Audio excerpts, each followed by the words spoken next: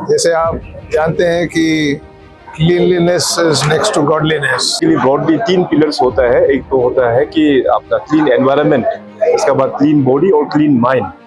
तो clean mind जो है सबसे इम्पोर्टेंट मैं मानता हूँ कि अपना माइंडसेट जो है हम लोगों का साफ सुथरा होना है।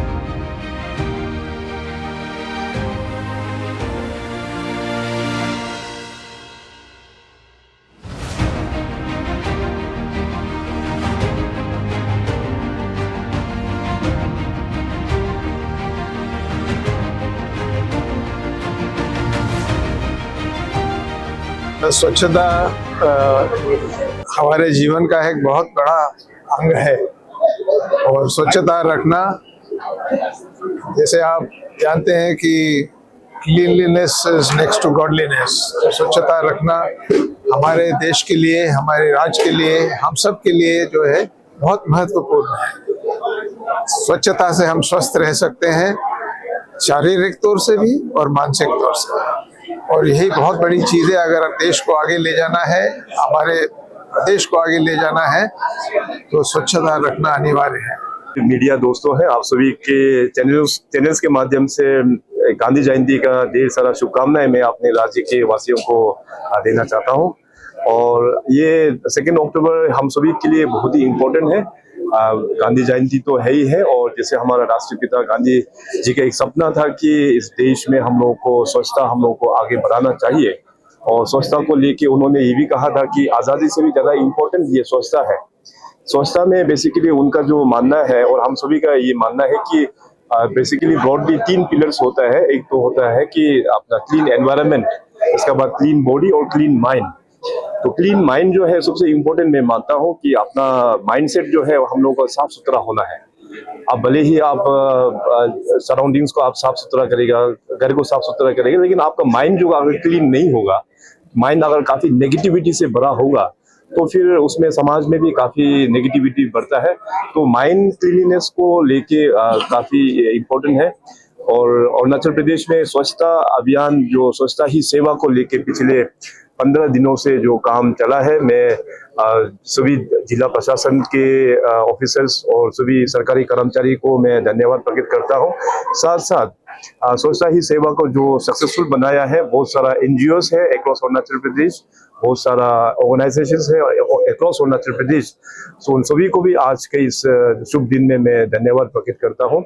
और आने वाला दिनों में भी स्वच्छता जो है, आज केवल सिर्फ 2 अक्टूबर या 17 सितंबर से लेके 2 अक्टूबर तक का प्रैक्टिस नहीं रखते हुए, हम लोगों को पूरा 365 डेज में it should be the part and practice of our habit.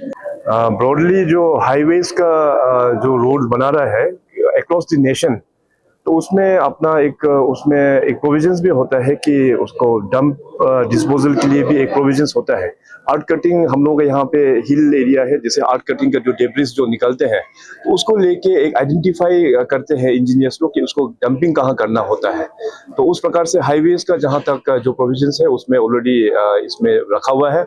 तो सरकार की ओर से हम लोग ने जो भी रिव्यू मीटिंग होता है, इसको हमेशा हम लोग ने फोकस किया है कि जो एग्जीक्यूटिव इंजीनियर्स है वो लोग साइट विजिट करके आर्ट कटिंग में जो भी डेब्रिस निकलते हैं उसको प्रॉपर डंपिंग एरिया में ही डंप करना है। सर, ओवरऑल अरुणाचल प्रदेश के लिए आपने मैसेज दिया है। स्पेसिफिकली अगर बात करें कैपिटल इकोनॉमी की नया सिटी यहाँ पे टीम से अर्बन काफी इनिशिएटिव इन्वेस्ट होने का, यहाँ के स्पेशली यहाँ के डेनिजन्स के लिए क्या मैसेज है? क्योंकि आपको जो कहा जाता है कि पढ़े लिखे लोग ही ज्यादातर यहाँ रहते हैं डिस्पाइट डर्टीएस्ट सिटीज। चलिए, आपने ये बहुत इम्पोर्टेंट सवाल पूछा है, क्योंकि ईटानगर नाहरलगुन जो है हमारा ट्विन कैपिटल जो हम लोग मानते हैं, और अरुणाचल का सबसे ज़्यादा पॉपुलेटेड सिटीज ये 2 टाउन ही है। इसमें अभी क्लीनिनेस को लेके, इसके बाद क्लीनिनेस के साथ में जुड़ा हुआ बहुत सारा पैरामीटर्स है। जैसे हमने अपने बजट स्पीच में डिप्टी सीएम जो फाइनेंस मिनिस्टर है उनको थ्रू से हम लोग ने अनाउंसमेंट किया है कि हम लोगों का एक मास्टर प्लानिंग हम लोग ईटानगर नाहरलगुन में करेंगे। So based on that announcement कल ही मैंने एक रिव्यू मीटिंग लिया, जिसमें अपना यूडी मिनिस्टर भी साथ में था, और जो अर्बन डेवलपमेंट और यूएलबी के जो कमिश्नर्स, चीफ सेक्रेटरी, सबको लेके मैंने कल एक रिव्यू मीटिंग लिया है। तो इसमें प्लानिंग सबसे इम्पोर्टेंट है। अभी गंदगी भी तो प्लानिंग नहीं होने के कारण से भी काफी फैल जाता है। तो प्लानिंग को लेके अभी हम लोग ने ब्रॉड पर्सपेक्टिव्स यहाँ का बनाया हुआ है। ईटानगर नाहरलगुन का चैलेंजेस क्या है, यहाँ का रोड्स में तो काफ़ी काम हुआ है, लेकिन और भी कहाँ कहाँ सेक्टर्स में रोड को सुधार लेके आना है।